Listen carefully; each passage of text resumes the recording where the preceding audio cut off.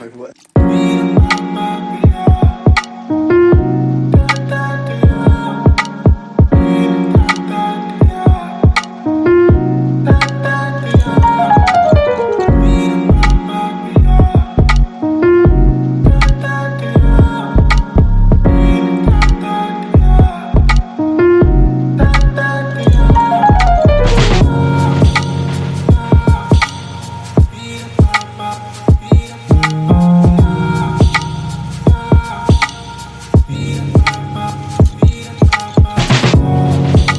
Hi everyone, good morning. আপনারা সবাই কেমন আছেন? আশা করি সবাই খুব ভালো আছেন, সুস্থ আছেন।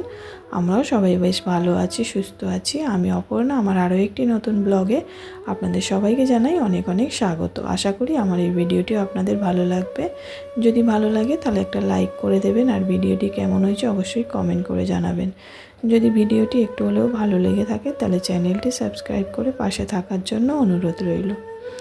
তো আজকে হচ্ছে রবিবার। তো রবিবার এখন প্রায় ওই সকাল 10টার মতো বাজে। তো আজকে ঘুম থেকে উঠতে একটু লেট হয়ে গেছে, ওই 8টা সাড়ে 8টার মতো বেজে গেছে। তো ওদিকে ঘুম থেকে উঠে বাসি জামা কাপড় চেঞ্জ করে ব্রাশ করে ছেলের জন্য টিফিন বানিয়েছিলাম, তো ওকে খাইয়ে দিয়েছি। আর এখন বিছানাটা তুলে নেব। তা আমরা এখনও টিফিন করিনি, শুধু চা আর বিস্কিট খেয়েছি। মা ওই রুটি ছিল আগের দিনের রাত্রে, সেটা দিয়ে চা খেয়েছে।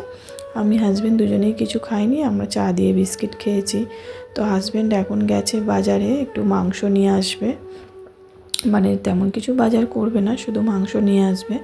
তো প্রায় অনেক দিন পরই আমি আবার ভিডিও করা শুরু করলাম। প্রায় 1 মাসের কাছাকাছি হয়ে যাবে আমি ভিডিও করছি না, কারণ সেই জামাই ষষ্ঠীর সময় গিয়েছিলাম মায়ের বাড়িতে। তখন ওখানে মানে থাকাকালীন আর কোনো ভিডিও করিনি। ওখানেই প্রায় 15-20 দিনের মতো ছিলাম, তারপরে এসছি। তো এখানে এসছি অনেক দিনই হয়ে গেছে।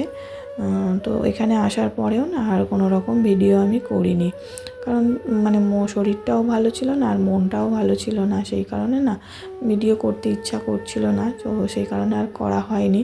তো ভাবলাম যে না, এইভাবে তো আর থাকা যায় না। তো যেহেতু ভিডিও করতে ভালোবাসি, সেই কারণে না মানে ভিডিও করছি না বলে তো মানে মনের ভিতরটা কীরকম একটা হচ্ছে যে ভিডিও করতে পারছি না। তো যাই হোক, সেই কারণে আবার ভিডিওটা শুরু করলাম। তো আজকে হলো রবিবার। এই যে ছেলেকে খাইয়ে দিয়েছি, আর এদিকে দেখুন এই যে এরা দুজন এসছে, একজন হচ্ছে দুষ্টু আর এই যে চিকু। তো ওদের সঙ্গেই ছেলে খেলা করছে। রান্নাবান্না এখনও বসানো হয়নি, আজকে রবিবারে একটু দেরি করেই রান্নাবান্না হয়। তো ওদিকে ছেলে খেলা করছে, আর আমি না বিছানাটা কোনোভাবেই গুছিয়ে উঠতে পারছি না, কারণ যতবার বিছানাটা গোছাচ্ছি, চাদরটা টান টান করছি, ততবার ছেলে কী করছে, বিছানা মানে খাটের ওপর উঠে আর মানে সমস্তটাই ঘেঁটে দিচ্ছে। যেহেতু এখন ও নিজে নিজেই উঠতে পারে খাটের উপরে, সেই কারণে আর ওকে মানে কি বলবো, ওকে যতবার নামিয়ে দিচ্ছি ও ততবার খাটের ওপর উঠে পড়ছে। তো সেই কারণে আর ভালোভাবে বিছানাটা গোছাতে পারছি না। বালিশগুলোও সাজিয়ে রাখছি, বালিশগুলোও নামিয়ে নামিয়ে শুধু এদিক ওদিক করে দিচ্ছে। তো যাই হোক, এখন ওই গেছে একটু বাইরে বাইরে ওই মানে কি মানে একজন এসছে ভ্যানে করে, ওই যে নিয়ে আসে না মানে 10 টাকা 20 টাকার যে জিনিসপত্রগুলো পাওয়া যায়, তো ওই নিয়ে এসছে। ও ঠাম্মি গেছে, আমিও গিয়েছিলাম। তো ও তখন গেছে, ওই বাইরেই আছে, ওর ঠাম্মিও আছে।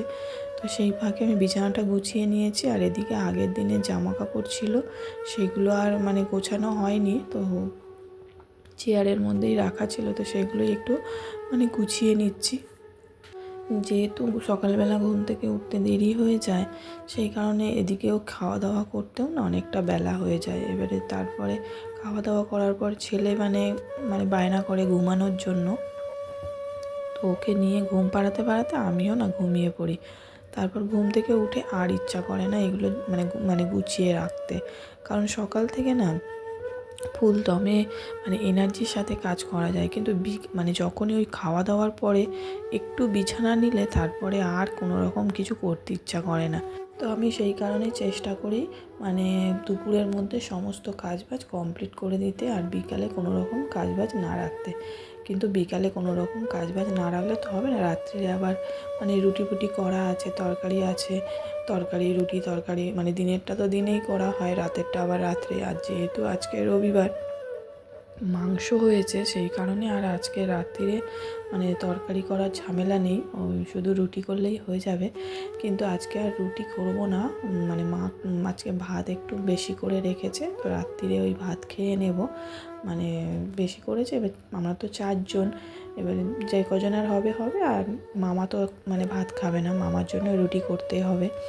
তো যাই হোক, মামার জন্য রুটি করে নেব আর আমরা ভাতটা খেয়ে নেব। মা বলেছিল যে ওই ভাতটাকে মানে বিনস গাজর দিয়ে ভেজে দেবে, তো আমি বললাম আর ভাজতে হবে না, ওই ভাতই একটু গরম করে নিলেই হয়ে যাবে। তো যাই হোক, ওদিকে সমস্ত কাজবাজ হয়ে গেছে, এখন অনেকটাই বেলা হয়ে গেছে। আমি এখন ছেলেকে মানে স্নান করাবো, তো তার আগে ঘর দুয়ারগুলো ঝাড় দিয়ে নিচ্ছি। তো ওদিকে হাজব্যান্ডও চলে এসছে আর আমাদের খাওয়া হয়ে গেছে। ও ওই পরোটা কিনে নিয়ে এসেছিলো, বাজারে গেছিলো, ওখান থেকে পরোটা আর আলুর দম নিয়ে এসছে, তো আমরা খেয়ে নিয়েছি দুজনে। মা তো রুটি খেয়েছে, সেই জন্য বললো মা আর খাবে না। আর ওদিকে আমাদের মানে পাশে পুজো হয়েছিল, কি পুজো জানি না, ওরা প্রায় সময় মানে ভোগ দেয়, খিচুড়ি ভোগ, পায়েস, খিচুড়ি দেয়, পাতায় করে করে সবাইকেই দেয়। তো ওই নিয়ে এসেছিলো, চিকুর মা নিয়ে এসেছিলো দেখে মা আবার গিয়ে নিয়ে এসছে। চিকুর মা 1 পাতা এনে দিয়েছিল, তো মা আবার গিয়ে 2 পাতা নিয়ে এসছে। তো আমাদের বাড়িতে যারা ভাড়া থাকে ওদেরকে মানে একটা বাটি দিয়ে দিয়েছি, আর আমরা 2 বাটি, মানে 1টা বাটি চিকুর মা দিয়েছিল আর আমার মা 1টা বাটি নিয়ে এসেছিলো, সেটা রেখেছি। তা যাই হোক, ওদিকে ঘরদুয়ার ঝাড় দেওয়া হয়ে গেছে আর ওর পাপা ওদিকে লাইট লাগাচ্ছে, মানে ডাইনিংয়ের লাইটটা কেটে গেছে, তো ওই একটা টিউবলাইট লাগিয়ে দিয়েছে। আর এদিকে আমি ছেলের জন্য খাবার বসাতে এসেছি, আর এদিকে আমাদের ভাত বসিয়ে দিয়েছি। মাংসটা এখনও হয়নি, মা ধুয়ে মাংসটা মানে ম্যারিনেট করে রেখেছে নুন, তেল আর হলুদ দিয়ে, তো রান্নাটা মাই করবে।